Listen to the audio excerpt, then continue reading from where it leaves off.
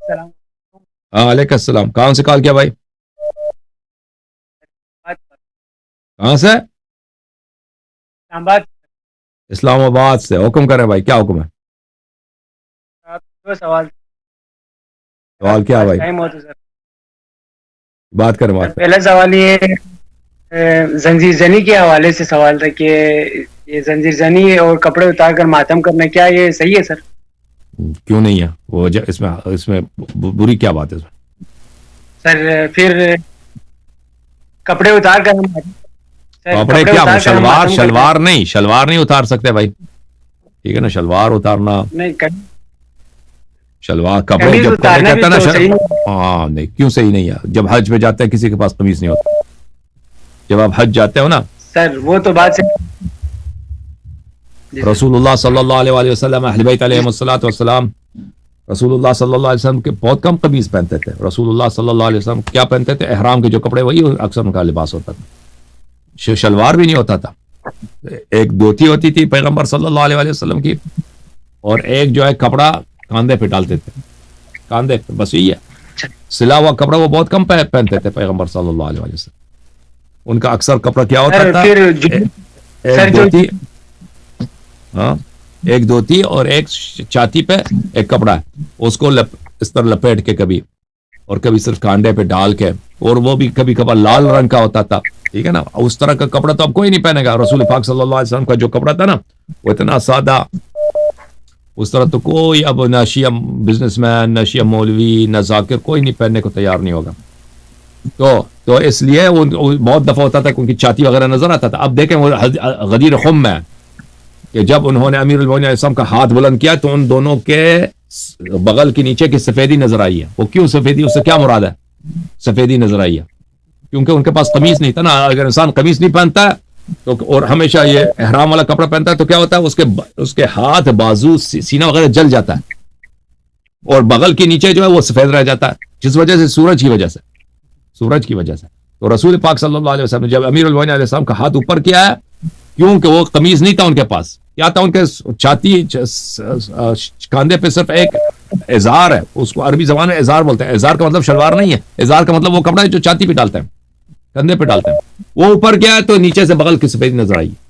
تو بہت دفعہ ہوتا تھا کہ لوگ رسول پاک صلی اللہ علیہ وسلم ایک ہی دھوتی کے ساتھ نماز پڑھتے تھے, اسی دھوتی کا اگلا حصہ آ کے چھاتی پہ ڈالتے تھے. تو یہ مرد کے لیے واجب نہیں ہے کہ مرد اپنا سینہ چھپائے, ٹھیک ہے نا, مرد اپنا سینہ چھپائے. یہ عورت مرد کے لیے ضروری ہے. اگر آپ کوئی شخص ماتم اس لیے کرنا چاہتا ہے اور وہ قمیص اتارنا چاہتا ہے, اس میں شرعی لحاظ سے کوئی حرمت نہیں ہے, تو کوئی کہہ دے یہ حرام ہے. یہ مولوی جو کہتا ہے ان کو نہ دین کا پتہ ہے, نہ اہل بیت علیہ السلام کے کپڑوں کا پتہ ہے. ہاں البتہ یہ ہے اگر کسی عورت کو شہوت آ جاتی ہے اس کو مردوں کو دیکھے تو وہ نہ دیکھے.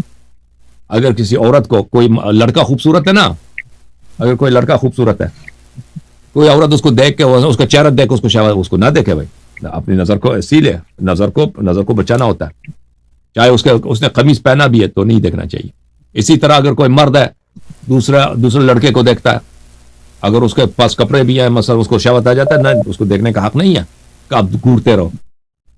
اسی طرح اللہ آپ کا بھلا کرے, اگر کوئی عورت ہے وہ اگر بہت سارے مرد وہاں پہ ماتم کر رہے ہیں بھائی, اس کو شہوت آ جاتی ہے, کوئی پاگل عورت ہوگی, تو اس کے لیے دیکھنا جائز نہیں, نہ کہ ان مردوں کے لیے چھپانا جائز واجب ہو, ٹھیک ہے نا.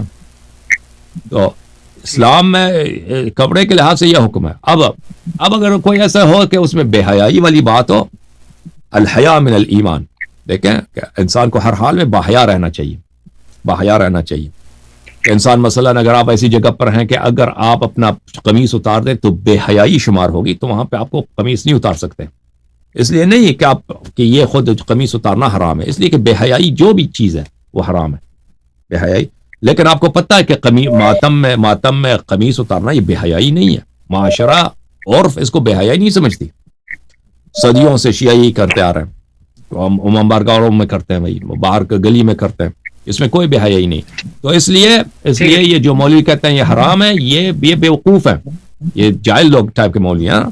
اوکے, تو ان سے بچا کرو, اپنی دین کو بچایا کرو. اوکے میرے بھائی. ایک اور سوال ہے سر. سر دوسرا کربلا کے حوالے سے, اگر ایشو تو نہیں ہے نا کربلا میں کیا ہوا؟ سر سب جب شہید ہو گئے, پھر امام حسین جب اکیلے بچ گئے, تو انہوں نے مدد کے لیے کیوں پکارے سر؟ پھر جب پکارا تو جن جعفر آئے سر تو انہوں نے مدد کرنے سے منع کیوں کیا؟ مدد اس لیے پکارا کہ اگر کوئی مدد کرتا تو جنتی بن جاتا. امام علیہ السلام کے لیے واجب ہے کہ زیادہ سے زیادہ لوگوں کو جنتی بنائے. ٹھیک ہے نا. ابھی میں آپ کو شیعہ بنا دوں, ابھی فرض کریں آپ وہابی ہیں, میں آپ کو شیعہ بنا دوں, میرے لیے ثواب نہیں ہے؟ ثواب ہے بھائی. ٹھیک ہے نا. ابھی اگر آپ ناصبی ہیں, میں آپ کو شیعہ بناتا ہوں, مولائی بناتا ہوں, آپ میرے لیے ثواب ہے. امام حسین علیہ الصلوۃ والسلام رحمت اللہ الواسعہ ہیں, اللہ کے رحمت واسعہ ہیں.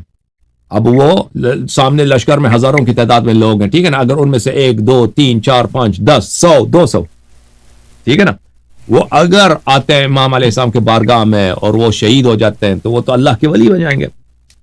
وہ تو ان کو اتنا فخر ملے گا کہ وہ سب خلائق پہ فخر کریں گے, انبیاء علیہ الصلوۃ والسلام رش کریں گے ان کی.